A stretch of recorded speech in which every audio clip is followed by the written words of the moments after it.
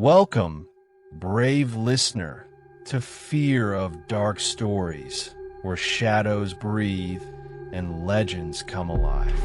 Tonight, we enter the misty, haunted valleys of New York, where one of America's oldest and most chilling legends still rides under the cover of night. They call him the Headless Horseman.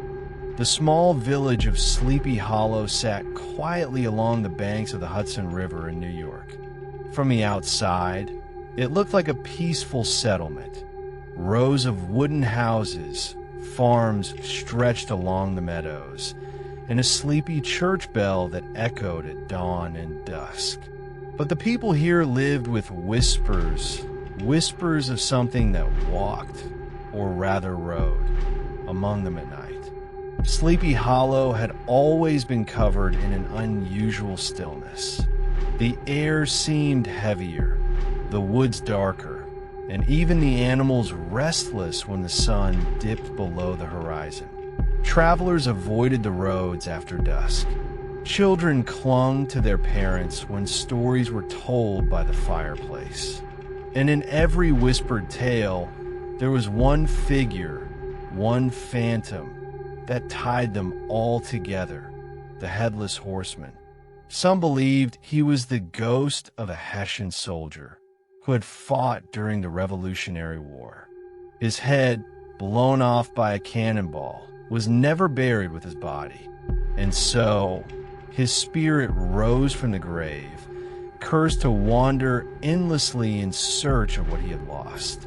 Others claimed he was something older, something darker, a demon summoned from the soil itself, wearing the armor of a soldier only to frighten men. But one truth remained unshaken. On certain nights, when the moon was thin and the mist heavy, the horseman rode again in the autumn of 1790. A young schoolteacher named Ichabod Crane arrived in Sleepy Hollow. Tall, lanky, with a curious nose and sharper hunger for stories, Ichabod was unlike the farmers and woodsmen of the Hollow. He had come to teach the village children, but his real fascination was with the legends that surrounded the valley.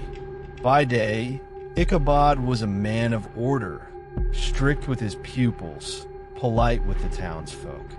But by night, he was drawn like a moth to the eerie tales of ghosts, witches, and the Headless Horseman. He listened intently as old farmers told stories by the fire, his imagination twisting every shadow on his walk home into a lurking phantom.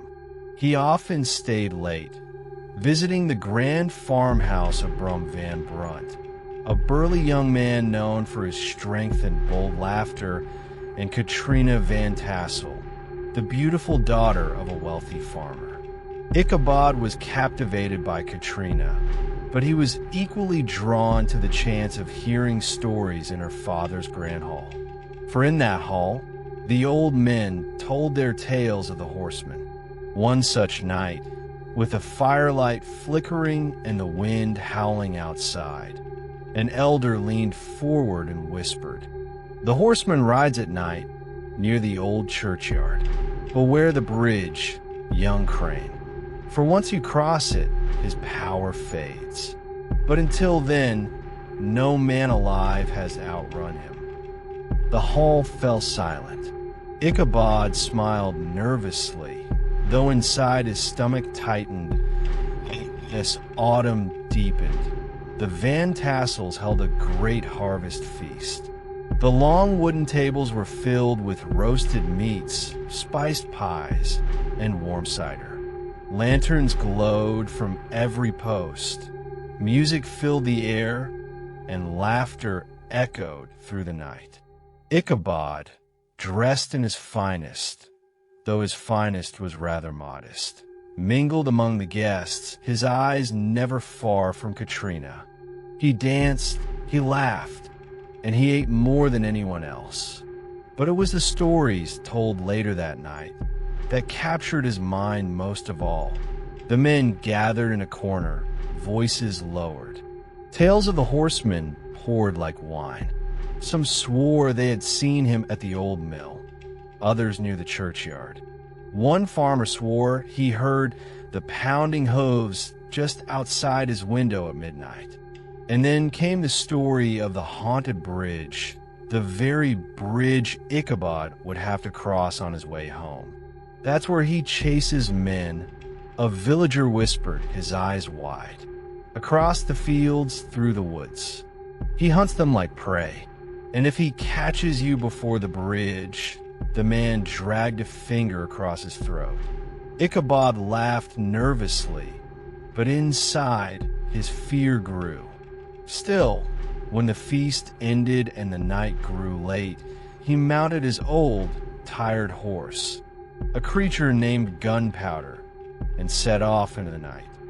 The road was narrow, weaving through the thick woods. Moonlight barely pierced through the branches, and every sound seemed louder in the silence.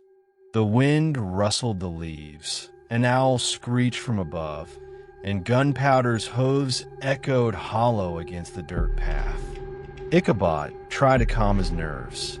"It's only stories," he whispered, "old tales meant to frighten children." Yet the deeper he rode, the more uneasy he became. His eyes darted from shadow to shadow. A branch cracked. Something moved in the bushes. His heart pounded faster. As he reached the darkest part of the woods, near the old churchyard, he froze. There, standing by the edge of the road, was a figure. Tall, broad, mounted on a massive black horse. The rider sat still as stone. But something was wrong. Terribly wrong. The figure had no head. Instead, in his hand, resting against the saddle, he held a large, round object. Ichabod's breath caught in his throat. It was a pumpkin, carved hollow like a face, grinning in the moonlight. The horseman shifted, his horse snorting smoke into the cold air. And then, with a sudden motion, the phantom spurred his steed forward. The chase had begun. Gunpowder ran harder than he ever had before, his hooves pounding against the earth, his breath ragged. Ichabod clung to the reins, his eyes wide in terror. Behind him, the horseman thundered forward, the ground trembling under the weight of his black steed. Through the fields they tore, across the narrow paths, branches whipping against Ichabod's face. He dared not look back, but the sound of hooves was growing closer. Closer. The air filled with the smell of damp soil, sweat, and smoke, as if the horseman carried with him the stench of the grave. Ichabod prayed, whispering, begging, urging his horse forward. His only hope, the bridge. If he could cross the bridge, he would be safe. At least, that was what the villagers claimed. But the horseman was gaining. Ichabod risked a glance. The phantom was nearly upon him, the pumpkin head glowing faintly in the darkness. With a roar, the horseman raised it high above his shoulders. The bridge was ahead, just a few more strides. Ichabod urged Gunpowder on, the horse leaping across the planks. For a moment, Ichabod thought he had made it. Relief surged through him. But then, the horseman hurled the pumpkin with inhuman force. It struck Ichabod square in the head. He tumbled from his horse, crashing into the dirt. The night went silent. The horseman thundered past and vanished into the darkness. The next morning, Gunpowder was found grazing quietly near the road. But Ichabod Crane was gone. At the bridge lay a shattered pumpkin, its pulp scattered across the ground.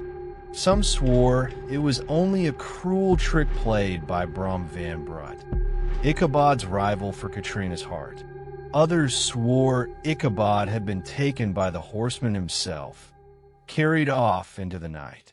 But one thing was certain: Ichabod Crane never returned to Sleepy Hollow.